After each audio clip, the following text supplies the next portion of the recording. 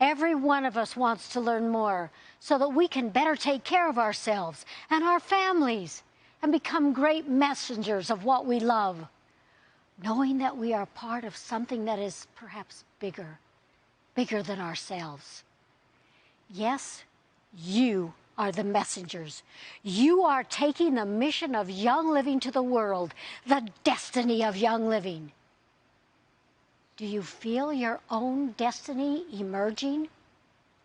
We all have different skills and do different things in different ways, but our individual paths lead to the same destination. There's a feeling of accomplishment and gratitude that swells within you when you see the joy of discovery feel the soul of someone else. Is that destiny being fulfilled? I would say it is more than that. It is that divine spark for life which ignites the divine destiny within each of us to be of service, especially in a world desperately in need of being reignited with hope and finding a new way of rekindling that zest for life. What is your divine destiny? That is for you to discover. And I think we have a few answers and perhaps some added insight that might help others get started. One Saturday afternoon in March, the pressure of writing my presentation was overshadowing me, so I sat down at my computer and put my fingers on the keyboard.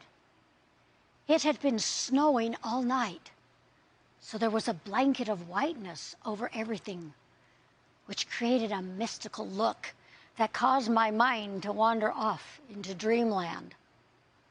I was sitting in Gary's chair, gazing out the window at the rugged mountains just like he did, and thinking about what I might say that would be worthwhile for you, and wanting to share my excitement about this new trio of blends.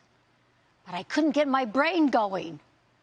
My eyelids became so heavy, I moved over to the big armchair to take a nap, hoping to re-energize myself.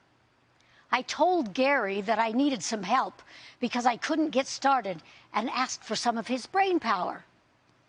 And just as I was dozing off, my head suddenly became full of things I wanted to say. So I jumped up and went back to my computer so I wouldn't forget. I typed the first few words and quickly found my fingers unable to keep up with my thoughts. I was wide awake and full of energy and felt an excitement to share this most magnificent collection with you, which I named Divine Destiny. The inspiration of this collection is so profound and is the spiritual expression of what we subtly experience, yet perhaps can't describe when we use essential oils.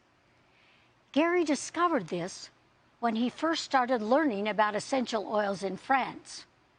Mr. Henry Viau, at the time, was known as the father of distillation in Provence, France, because of his research and all of the papers and books he published about essential oils.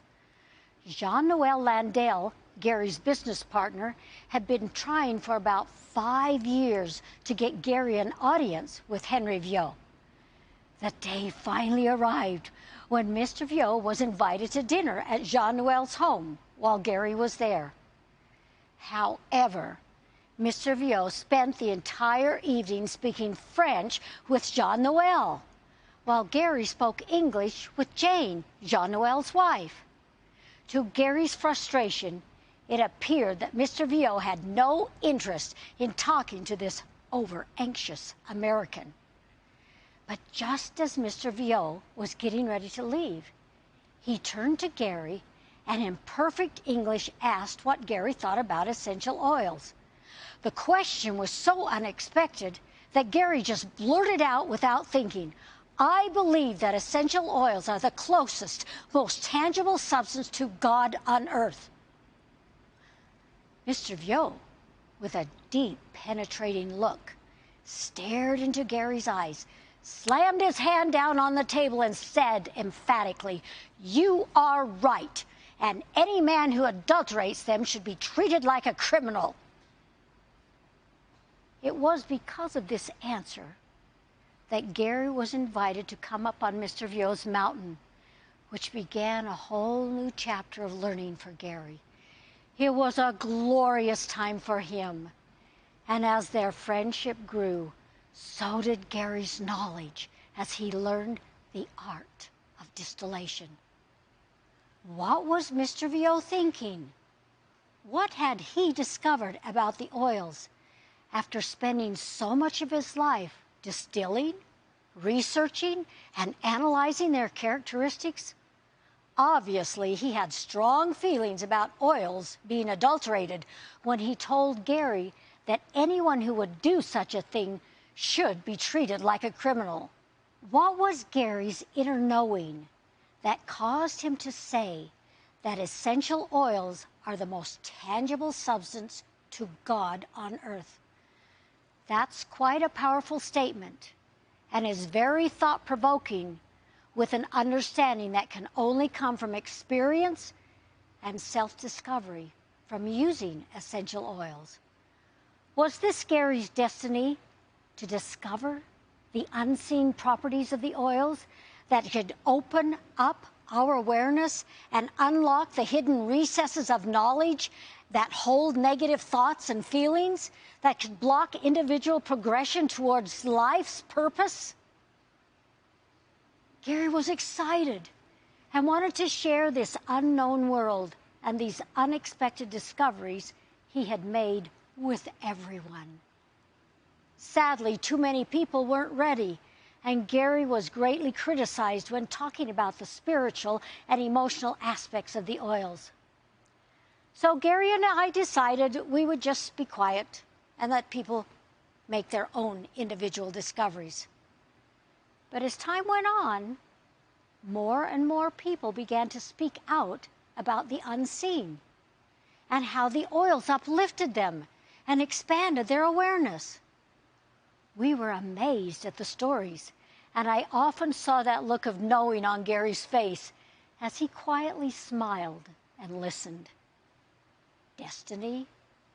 I believe it was Gary's divine destiny that he experienced over and over as he journeyed this unknown path in quest of greater knowledge from which so many have benefited, if only to become more aware and pay more attention to their own feelings.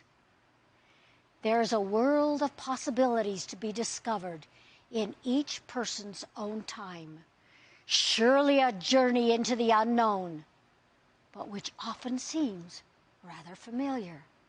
Several weeks ago, I mentioned that I had a secret that I would reveal at convention, which created even more anticipation for me as I waited to share with you what I have been working on, the Divine Destiny Collection,